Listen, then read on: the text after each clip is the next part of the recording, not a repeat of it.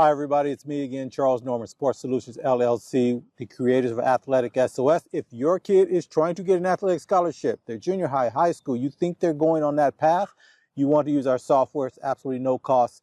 Down below, I give you a code, I give you instructions for using the code, and there's a brief video that shows you kind of how it works. Now, in this one, we're moving back towards our early years in sports, right? So the software really does help the older kids get to where they're trying to get to at the end. But what I want to talk about today is why what I like to call the youth sports industrial complex needs your kid to fail, and why you do too. How about we put it that way? So the youth sports industrial complex needs your child to fail, but you do too. Let's think about this in terms of just in general.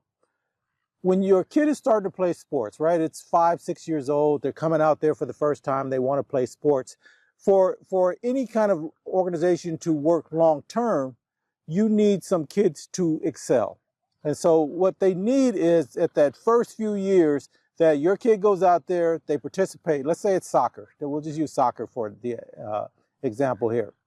And so your kid gets out there, and you will find this out too, and every parent that's been through this has found this out. You can look out there for the tryouts, for practice, and then even for the games. You can see certain kids just excel. They're just athletically better, or they just move better, or they're just faster, or they're quicker, or they're more aggressive. I don't know what it is, but there's something about these kids that kind of set them apart. And then your kids out there, and they're doing the best they can, and every now and then they'll do something, and you'll be like, okay, it looks like they're having fun. And if they're having fun doing it, you want them to continue. And then there's a movement from that. So say you did 5 and 6 years old, or first and second grade. And then now you're moving on to the next level. What you'll find when you go back the next year, let's say your kid started 5. When your kid goes back the next year at 6 years old, they're going to be in that same league that they were in before, or that level. And then they're going to come back, and a lot of kids are going to be missing. And you're going to notice it was the better kids. Because what ended up happening was one day during the middle of the season, the parents for that kid were walking back to their car, and somebody came up and just started walking along with them and said something along the lines of, hey, great game.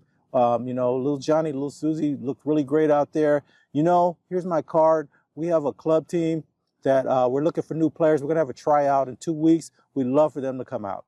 That's it. That's the story. So they've already identified that there's something about that kid. It could be your kid that is a little bit elevated from everyone else. Doesn't mean your kid can't get there at some point, but it starts to leave off. Now, when your kid comes back that next year and they're in the same level, they will look better because a lot of the kids that were there the year before are gone. And so they will look better, and then younger kids are coming in, so your kid will look better, and you'll, in your head, and this is where parents have to really be diligent about what they're looking at, is my kid that much better, or are they just more seasoned, understand what's going on, and they're older than some of the kids that are behind them, a year behind them. And so that is that balance for you as a parent to pay attention. Now they move on to the next, right? They did the first, second grade. Now they're third, fourth, and it happens again.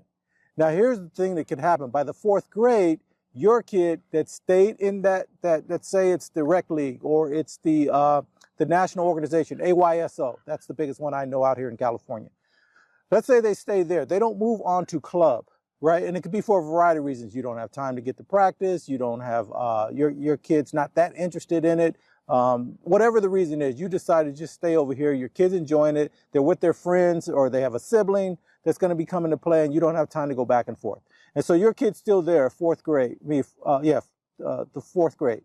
And so now there's a situation that could happen with your kid where they start to feel themselves a little bit like, hey, I'm pretty good here. I'm dominating these kids.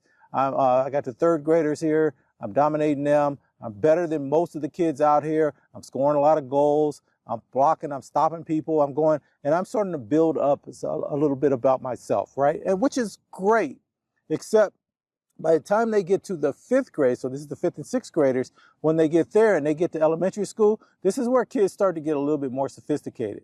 And so your kid comes to school and they got maybe they're wearing their jersey from the previous year, or they've got something AYSO on, or whatever it is that's going on. And I'm not attacking AYSO. The kids that moved away from all of that and went to the club teams or whatever, they're going to start saying something. Oh, you still playing AYSO this time? oh man, we're doing this and we're doing that where we are, and so your kid's going to start to feel like, wait a minute, what's going on here? And then the other thing is a lot of the kids that they started out with at first and second grade, they've quit. They don't want to play anymore. The parents are tired of fighting them to go to practice and fighting them. They're crying on the way to the game. They don't get in the game that much. Things just aren't fun for them. And so they're gone away. So now it's all new kids everywhere. Your kid's still the big kid on the block now because they can dominate at this level, but they didn't move on to the next level.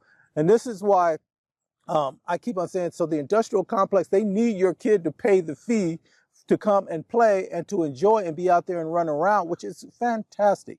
But they also need to be able to weed out. So by the time you keep weeding out and weeding out and weeding out, by the time they get to high school, the top of the top kids have played at a level that's much more elevated than your kids. So even if your kids stayed in this all the way and they got better every single year, they're not playing against the better kids. Does that make sense? And so what'll end up happening is they'll get to high school thinking they're pretty good, and then they're going to start running into the kids that are really, really good, that have better coaches. They practice differently. They have better training. Everything is better. The equipment that they use, the training methods that they use, all of that stuff is elevated all of a sudden. And your kid missed out on that because you stayed over here. That's why you as a parent need to either see your kid failing or you need to move them up to another level. And I'm not attacking the other leagues. All I'm saying is that if you have to pay attention as a parent, and then this is always the biggest one for me is, if you see your kid is average, if your kid is struggling, if they don't go and work harder at the sport because they think they're good, then you need to move them. There are other sports for them. And that's really why I'm kind of doing this video is, yes, the industrial complex there, they need your kid to be involved and they need your kid to move on. And why does the industrial complex care if they're getting your money? Why do they care if your kid that's really good moves off to something else? Because they need, by the time parents start to see the really good kids or they get to high school and stuff, they need those parents to want to put their kids in, right? The next set of parents, hey, we want my kid to play sports too because they can see it played at a high level. They want their kids to be part of that. And so in order for that to work, then you need to start weeding people. You need the best to weed out. So by the time they get to high school and that high school level of sports, it's exceptional. And so that's how the industry works. And then they feed the colleges and the colleges feed the pros. And that's just the way the system is set up to work. So they do need your money. They need you to participate. You want your kids to have fun, but what you're trying to find, and here is the biggest thing to be able to tell, does my kid have it? Is my kid the one that can go as far as possible as they can go in this sport? When you watch your kid play and then all of a sudden the light comes on for them, they're making a move, and it doesn't matter what the sport is, but they are setting people up, or they're feigning. They're coming up on somebody and they're on offense, let's say, and they make a little feint and they know they need this person to move this way and they're going this way. When you start to see stuff like that, your kid is getting it. And if you see it early, it just is what it is. Your kid can play that game. Now you only have to worry about size, height, weight for that sport. Moving forward at the high school, at the collegiate level, is your kid going to get there? And you can do that easy. You can just look at your family genes. Now, your kid could be the exception. Maybe your great-great-grandfather was, huge, but you're 5'6", and your kid's trying to play basketball, there's going to be an issue. Or they're trying to play football, that may happen if they're super quick, super fast, whatever is going on there. But you have to look and say, well, my kid, when they get there, will they be okay? Now, why would that? The other thing that you want to look at is, okay, my kid can play this game, but what game, given their skills, their height, their speed, their quickness, their desire, their ability to be forceful out there on the field of competition, what other sport can they play that they'll be good? Is my kid an introvert? Are they an extrovert? Do they like to work out? Will they hold their own? Do they have that light when they're playing that game? If that is all there, then continue. But now you need to pour into your kid. And why is that important? Because the further up your kid can go in skills and the better the team that they're playing, the more access they're going to get, the more places they're going to go, the more special treatment they're going to receive. And these things are where things change. And the people that are around them are people that are go-getters too. Their parents are go-getters. They're go-getters. And so you want your kids around people that want to excel at what they're doing. And it doesn't matter what you're doing. And this happens in everything, in music, in science, and tech. And it doesn't matter what your kid is doing. If you see that your kid has the ability to excel in this, you need to push it. The reason I push sports so hard, and everybody, and I get this from parents all the time, sports is just something to do. It's a byproduct. It's very unrealistic. Only few people make it. The reason I push sports so hard is it's the only thing that I know of where you go and everybody that's doing everything else is participating, especially early on. And so the kid that's going to be the doctor, the lawyer, the astronaut, the welder, the plumber, everybody that's going to do everything in the world started off someplace in sports. Most of them, I know nothing's 100%. And so you can get to know these kids early, and maybe some of them will flash out, right? They won't stay forever.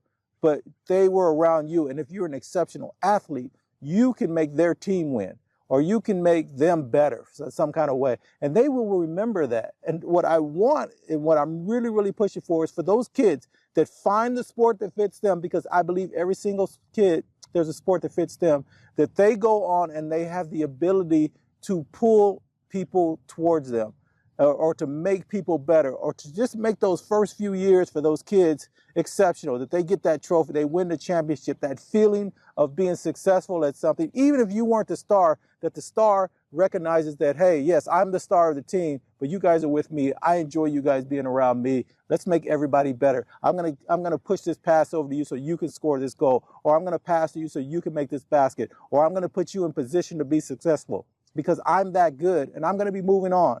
But at this moment, you're with me. You're my teammate. And then you carry that on by the time you hit high school and you're running around. Half of those kids in that high school went to elementary school with you and junior high school with you, and they didn't carry on. They didn't get to the point that you got to. You're on varsity now. You're the star. And you see them walking on campus, and you just say, hey, what's going on? And you remember their name, and you remember that in the second grade, you guys won the championship. And you say, hey, are you coming to the game tonight? Are you guys going to, what's going on with you? What's happening? Come over here and eat lunch with us. That kind of thing. If you can get your kid that's the star to be able to do that, their whole life changes. I promise you, their entire life is going to change. I watch it with my daughter for her thing. She was always the reluctant star. She didn't really care for a lot of limelight. She doesn't like a lot of people say anything, but she was really good at what she did. But she kept the friends around her, had nothing to do with the sport necessarily. The friends that she has now are people that she did play with, but there's some people around that didn't even play the sport, but she always friended other people, people that interest her, and she always friended people that were doing something outside of her sport. And my son does it too. Now, he didn't get to his point until the 11th grade, and he sort of blossomed. But that was my fault, because the one thing I didn't recognize is he was growing. He's so long and tall that he always was kind of unfolding as he was doing things. But I didn't have the sophistication then to see what was going on and switch his training. And he was playing out of position this whole time. And his age group for basketball, he was born late summer, which means for NJB and junior basketball, he should have been playing baseball or another sport, because his age didn't let him play with the kids that were his age. He had to go up a year because of when his birthday was. And so all of these things are things that I want you guys to understand. What is the difference? How do you let your kid become the most successful at what they're doing? And so they can enjoy it as long as possible. I just don't believe that there is not a kid out there, that there is not a sport they can excel in. And the reason is, when I made the software, I saw there's over 30 sports that you can get an athletic scholarship, which saves you money, but what also puts you on a pedestal all those years during the journey. And then the most important piece for me is always is that, okay, yeah, we're playing, we're training, we're practicing, we're doing all this stuff over here for the sport. This thing is running. It's like a well-oiled machine. It's just running. Through all of this, and as your kids elevated, they're going to get better training, better everything. Over here, while you're going through that, this is the journey. What are we doing while we're doing this? What are we doing over here for our kid? That's where parents come in. And that's why if you start to see your kid, this is not the sport for them, you need to move on to the next thing. What is it about your kid? Do you understand your kid? What else can we be doing? And part two to that is, okay, while we're doing this, I know my kid well enough. They also like this. They like trains. They like rocks. They like swimming. They like the beach. They like this. Or if I don't know anything about my kid, I'm going to go start doing some of this stuff. We're going to go over here. We're going to go to this museum. We're going to go to this library. We're going to go to this hunting thing. We're going to learn how to ride motorcycles. We're going to do whatever. We're going to go camping. Whatever we're going to do, we're going to find out what resonates with my kid. And then I'm going to push that too, because they can excel in that. I don't know where it's going to lead, but I know this is who my kid is. And if you can get all of that together, then you got this great journey, and your kid will remember that. And here's the coolest part: when they grow up, when they get married, when they have their own kids, they're going to do the same thing. And now we've created something, this thing that's going on, but we have to do it in the right way. And I know I'm not the leader of the youth sports brigade. There's all these organizations that are trying to fix youth sports, the organizations, the way the parents behave, the way the officiating is, all of that stuff, the way the organizations run. I get it. I just know this. When my kids were growing up, kids know when they're playing at the highest level. Kids know when that sports is not about fairness. They know when someone's better than them. They know they should not have gotten a trophy for this. They know that kid should be MVP. And everyone's trying to sort of spread it around a little bit and make everybody feel good. But kids already know. Kids also know if this league over here is trying to play by this different set of rules, they want to go over where the best players are. And the best players drive youth sports because the other kids want to go there. They want to be around them. They want to be on their team, even if they don't get to play. And that's why you got to push it a little bit. Now, I've read a bunch of articles where kids say they would rather play than sit on the bench and win the championship. I've heard that before, but I don't think that's what the question's not asked right. If you can be a participant, if you could be one of the reasons that team won the championship, even if you don't get a lot of playing time, but you made a key play at the right moment that made that team get it versus this team over here, then you want to be a part of that. You only need to make one play. Your kid only needs to do one thing that everybody from the higher level is cheering on and going, oh my goodness, look what you, that is greater than being the superstar over here. And I'm not saying there's anything wrong being here. Some kids just want to play. They just want to participate. Sports not that important to them. I get that. That could be there. But if your kid is at a high level, they know they're barely hanging on there, but they work hard, they're pushing, and they get a chance to be in there and they make a play where the star of the team or the coaches or the parents are patting them on the back afterwards. It may only be one time in their whole career. That's enough. That can elevate you to where you're trying to go. I know I get overexcited about this stuff. I want your kids to play. I want them to be successful, but I think that youth sports, if used correctly, is the catapult to a remarkable life. And I want your kid to have that more than anything else that's going on. I don't care if they only play 1 year of sport. I want them to go on to leverage this thing and then go on and have this remarkable life. They may have nothing to do with sports and they may play for the rest of their life, but that carries on and it's going to carry on when they have their kids and we sort of create this world. But there's only one place that I know for two things. One, almost everybody that's going to go in and do anything in the world started off over here, right? So you get to meet all these different people. And number two, it is the only thing that I know for kids where the other person is trying to stop them physically. Sports is the only place I know that's happening. You can be in all other competitions and you have to be cerebral and you got to do this and you got to do that. But in sports, cerebral's there. But that other person's trying to physically stop you from doing something. You got to have something inside of you, dig inside of you. And that's why a lot of parents put their kids in sports, is because, and that's why they get so frustrated. Hey, I just need you to hold your own. I know that kid's better than you. I don't care. I want you to hold your own. If you do that, I'm good. That's what most parents are thinking in their head. Okay, and so that's a very important piece. So those two pieces are super, super important, I think, to parents and to the development of your kid, just in general, that they get around a lot of different people so they can understand people are people. It doesn't matter about the other pieces of it, and that I need you to be able to hold your own. I need you to be able to walk out there and hold your own. All right, guys, as always, best of luck to you. Now, I'm going to talk a little bit more from junior high. I think that area by itself needs to be talked about. We just talked about the first through the sixth. I think that's age 5 to 9, right? You get junior high around 10 years old. That 10 to 12-year-old. I think that's its own separate piece. So I want to kind of push on that next week, and then we're going to get into high school, of course, always as we move forward. Best of luck to you guys in everything you do for you, for your kids. I hope you guys enjoy participating in sports, and I hope you don't get frustrated. Use the software. If your kid is playing high school sports, junior high school, and you think they want to continue, that they are one of those exceptional kids, use our software. It's going to show them all their options and opportunities, and that's what you need more than anything, because it's a very complex game. There is no one that I know of that can sit down and you can say, okay, how does my kid get an athletic scholarship? And they could just tell you, because they don't know. They don't know what the trigger is. They don't know why that coach chose you over this other kid. They don't know. But what I have done is I've looked at this from my point of view as a systems person. That's all I did my whole career. I wasn't a coach, wasn't a great player, any of that kind of stuff. I just had a daughter, couldn't figure out how to get her a scholarship. I had her high school coach used to be a junior college coach. I'm sorry. And he had his method. He was sending kids every year to 4-year universities, and he's the one that told me, you guys are doing this all wrong. You guys are trying to get on this great travel club team. You're trying to score the most points, get the most yards, be the superstar on the team. He goes, you're doing it all wrong. Here's how you do it. And so I took that, used my skill set and some of people that I work with, and we built this system. And it's for you, and it doesn't cost you anything. So please use it. It's called AthleticSOS. All right, guys, as always, I'll talk to you next week.